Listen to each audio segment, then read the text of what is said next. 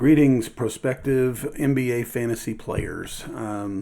I had made a video on some pretty big leagues, some 30 and 32 team leagues, where I did not do much trading. Although I will say, as of last night, I'm in the works for a possible trade for Cooper Flagg. So we'll see how that goes. That would be a big trade. But I took over a Dynasty team in a 24 team league, which is still pretty big. And basically, this is kind of what got me started this off season, with perhaps getting a little too involved with some of these. But again, it's all for free. It's kind of interesting. It's pretty fun. And if at some point I need to bow out of something, I will. But this is a team where several factors led me to making some trades. And so I thought I would point this out. This is also kind of a replacement video, because I had posted one earlier where I misstated basically everything. I got my teams mixed up in my brain, and so it wasn't working out. So I just deleted it, figured I'd start over. But this is a team where, number one, when I was asked to join this league, this was the first one I was asked to join this past off season. So up until now, I've only always had just one team, and it's been one that I'm on my third season, and I've been rebuilding it, and I've already put a video up about it. And I think this year we're going to be pretty competitive.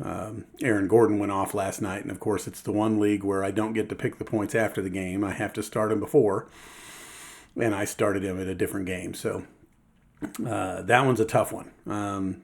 This one, a guy in that other league said, "Hey, can you take over this crappy team?" And I said, "Sure." So I decided I would dip my toe in the water. And he told me when I took over this team that it was the worst team in the league last year, and that I would get the number one pick. Longer story short, I did not get the number one pick. They did a lottery like the NBA does, and I got the fifth pick. So the worst team got the fifth pick, which would have been Con Canoopal had I kept it. That was the first factor, though, that got me thinking about, well, you know what, I'll just make some deals. Because I wanted Cooper Flagg. If I'd have got Cooper Flagg, I would have been pretty happy.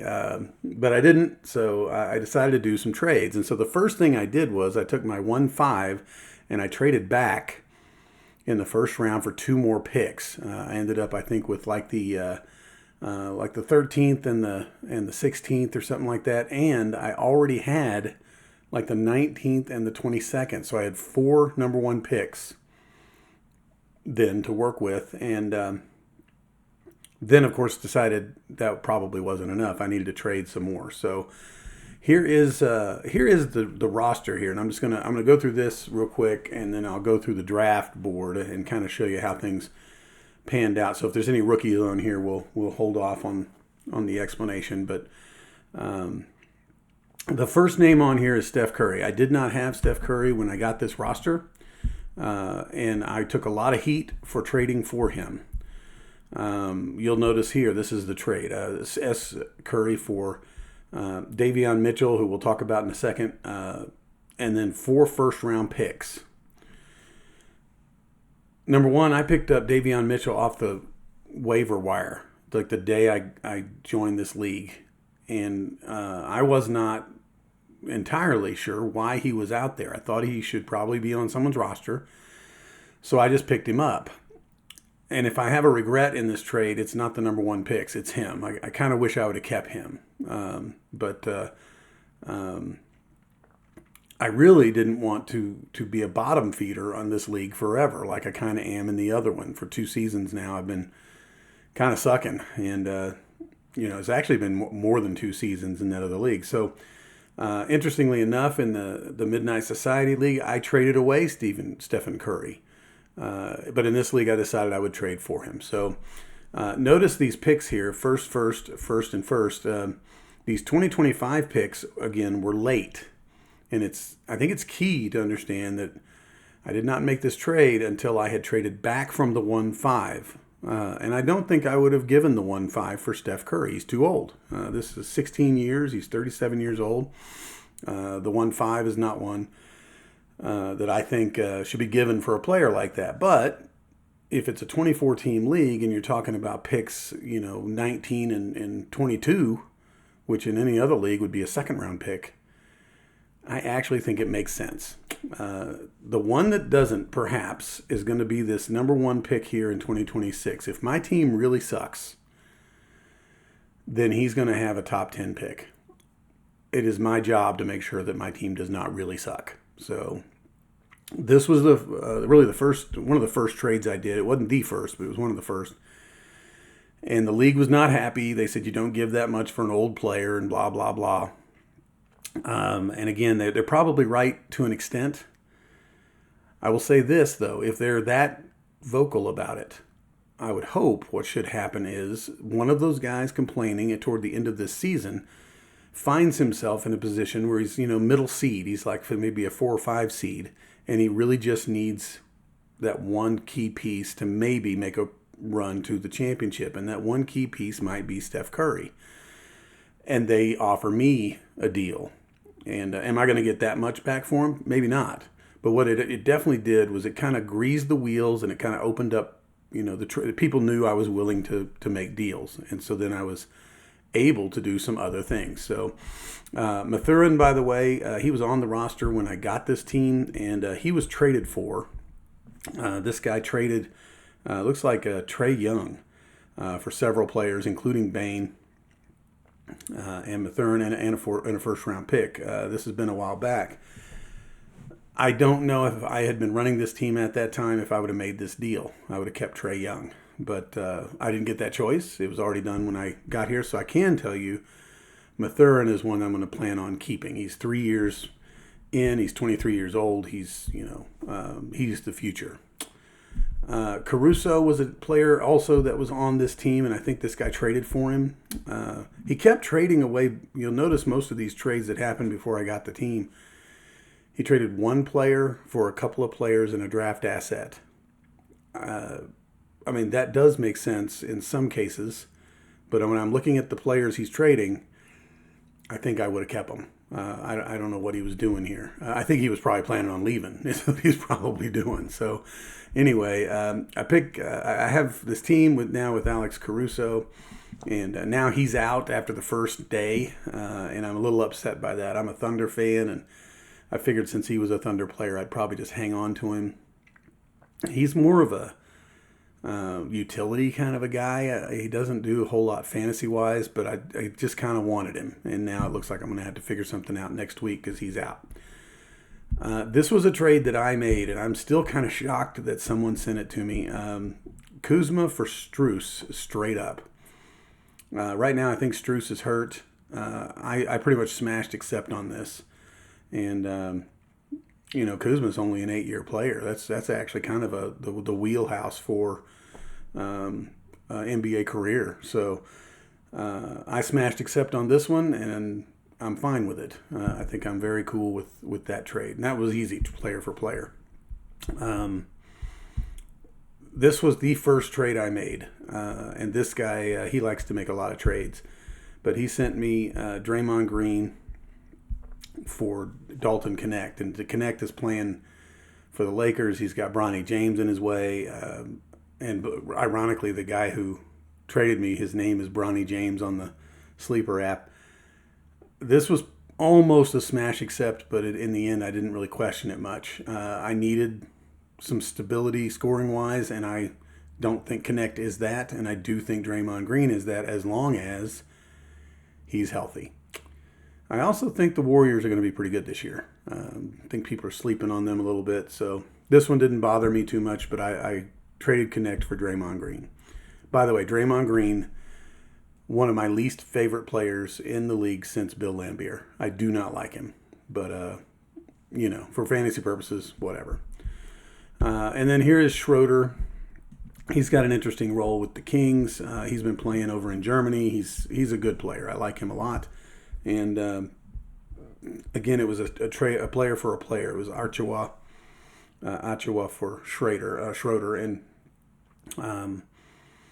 I needed a point guard at that point, so I went ahead and went for it. That, by the way, this was one of the reasons why I felt it was okay to trade Davion Mitchell. And I really, that's the one player I think maybe I'm really going to kick myself for having traded. But but anyway, so there's my starters, which I think, if you look at roster percentages over here and just kind of look at the balance, it's better than it was. So I improved the roster. Also made a trade for this guy. I actually took a couple of Celtics that I had drafted and traded those for a couple of guys that, developmental guys. So it was very speculative. And I can tell you now, this Buffkin guy I've already cut. He got cut by the Nets. Not really the one I was looking to get. AJ Green was. And he's only a 3-year guy. He's an excellent shooter, and I think he's going to be around a while. So so I traded for AJ Green. Huerter was sent to me. If there's any injuries ahead of him, he is going to be a stud. But I don't know that that's, a given. But I traded Dinwiddie, who's now not even on a team. Simmons, who's not even on a team. A second round, which, by the way, I had a ton of second round picks. So I really didn't feel like I gave up much on this for Huerter. Richards, who I think may work out, and then I picked up some second round picks actually in the end. They were later picks, so I gave up 2 earlier ones, got 3 later ones, whatever. And part of what those picks were the ones that I traded for AJ Green. So it all kind of worked out. Christie, interestingly enough, I traded him away, and then I traded back for him. Once we got done with the draft, I figured out that I was not going to have room for Brown and Shireman, so I traded them away to get Christie back, and that was a longer story between me and another guy who we were trying to help each other out because we both took over horrible Orphan teams, and one of our little trades got vetoed, which we were kind of shocked to see. But I had given some fab money just to move back.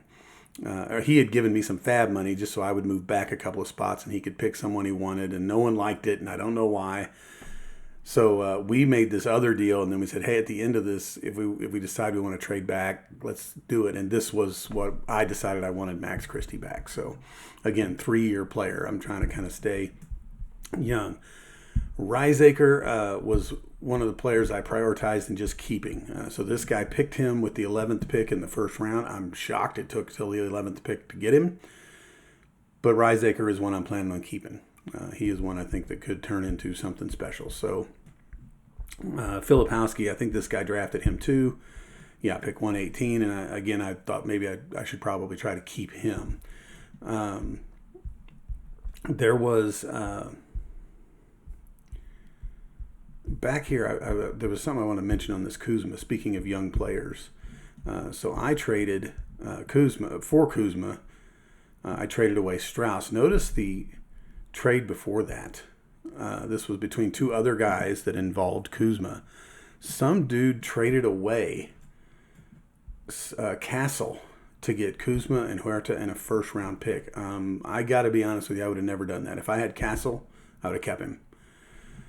So I just felt that bared mentioning. And again, that trade didn't even involve the team I have. It just involved the player I now have.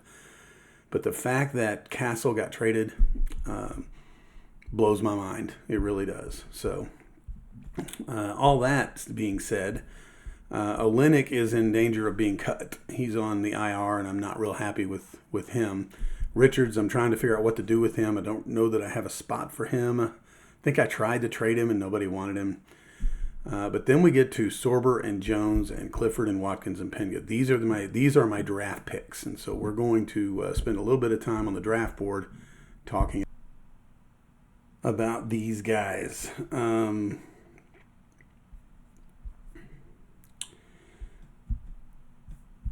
This is the draft board. And again, I started with the 5th pick and decided to trade back for 2 other picks. So the believe it or not, the guy who ended up with Cooper Flagg ended up with Knuppel. So this is the spot I would have been in.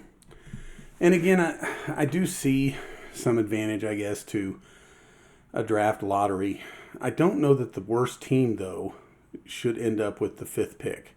Like, let's say you're going to do lottery. And again, you've only got 24 teams. In the NBA, they have 30. So I'm pretty sure when they do their lottery, if you're the worst team, you're going to do no worse than like the third, or maybe it is the fifth pick. I don't know, but there ought to be a consolation. And to me, it should frankly be the second pick. If I'm the worst team, I should only be in a lottery for the first or second pick, period, to me. But whatever. Theoretically, this team will not be in that same boat next year. So I traded back. The same guy who got Flag also got Canoopel. And then I actually was not here at the 1-9. I was further back. I think it was the 113. In fact, I'm pretty sure it was, because this is the guy I traded with. He had the 1-9, and he wanted to know if anybody wanted to move up. So I actually moved back to the 113, and then I moved up to the 1-9, and I took Sorber. I'm a Thunder fan. This team has, again, sucked for a while, so I figured it was fine to throw this guy on the IR all year. Let him develop. I have a feeling Hartenstein will not be around after his contract is over. The Thunder did the same thing with a pick last year. They developed a guy who's going to come in and probably be pretty good. So I took Sorber.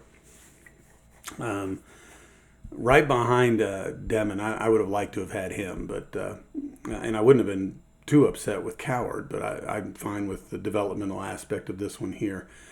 So I took Sorber, and then at this point I only now had 2 number 1 picks, and remember at one point I had 4.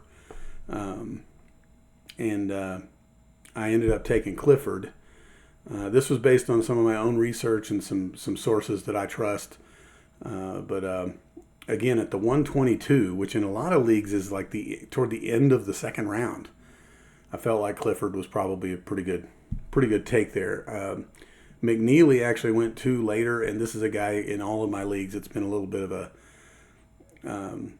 elusive target. I would like to have had him, and he would have been, had Clifford not been there, that's who I would have picked. But interesting that he went that late. And as we go back up here now, I had several second round picks, and I did do some jumping around as far as accumulating more sometimes and then trading again, and really did not stand pat. So and the other team I was kind of working with here was this Kenzo guy, and he's a young guy in college, and he was kind of trying to figure it out, and frankly so am I. So we were pretty flexible in how we worked with if there was a guy he wanted, I was willing to move back, and if I never really had a guy I was just dying to get, so I never really moved up with him. But as it was, I pretty much stood pat. I took Gonzalez, who is a Celtic. I took Penda, who I think was a great pick there, and then I took another injured guy because I figured I don't know how many spots I'm going to have on my roster, so I probably better be creative with how I plan on storing these people. So Jones was another hurt guy. And then down here way at the end, I took Williams for Boston. I just kind of like the way Boston operates their business, and I figure if they're picking somebody, they're probably worth hanging on to. I did end up trading Williams and Hugo to a Boston fan, and that was when I picked up AJ Green. So I think it kind of worked out in the long run, because again, I was running out of roster spots. So so this is a team that I did a lot of trading with. I did also look prior to taking over the team. You can look at, as you've seen, you can look at all the histories on all the players. The guy who before me, every player on his roster was acquired via trade, and it looked to me like every single trade he downgraded. He never tried to upgrade, and he was really spreading his assets around kind of thinly. So I don't know. We'll see. My goal with this team again is probably try not to finish bottom half. If I could go 500, that would be huge, because this guy was terrible last year. He was the worst team without a doubt. So I think that covers it on this one. I was going to kind of just throw in there real quick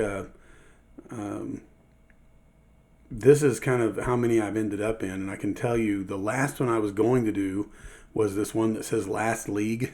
That's the one that me and my friend are in.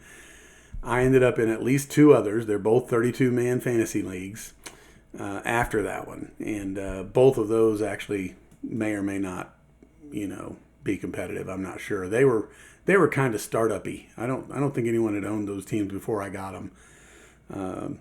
But I think I ended up with a hurt Jason Tatum on one of them, even though I have the Celtics in another league and I have him there. So so much for diversification, right? But anyway, that's pretty much it for this team.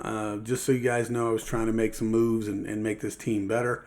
And I can tell you, draft picks are interesting in that if you're rebuilding, if you get to a point in a season, so if this team prior to the trade deadline has no shot, which is, let's call it likely, I still feel as though I should be able to unload Curry for something. I should be able to unload Green for something. I should be able to get something back for these guys if someone's actually trying to make a run at the championship. I just really feel like that's the case.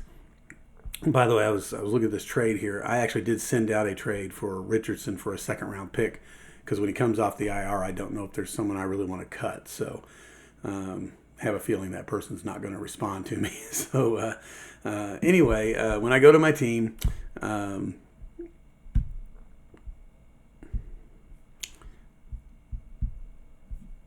one thing I didn't talk about is I do still have a first, a second, and a second for next year. I wanted to make sure I still maintained some of that. And so I didn't really get rid of all my stuff for 2026. I did get rid of my first round pick. And the guy who has it is really rooting against me. He's hoping that I do poorly. But if I do poorly, this second round pick won't be so bad. It'll be pick 25 or 26, I hope. But let's be honest, even if I'm the worst team, they're going to do a lottery, and there's no guarantee I'm going to end up with the number one pick. So anyway, just know I also ended up with some 2028 stuff here as well. So this team, I'm going to just try to rebuild. I honestly think it's got some potential.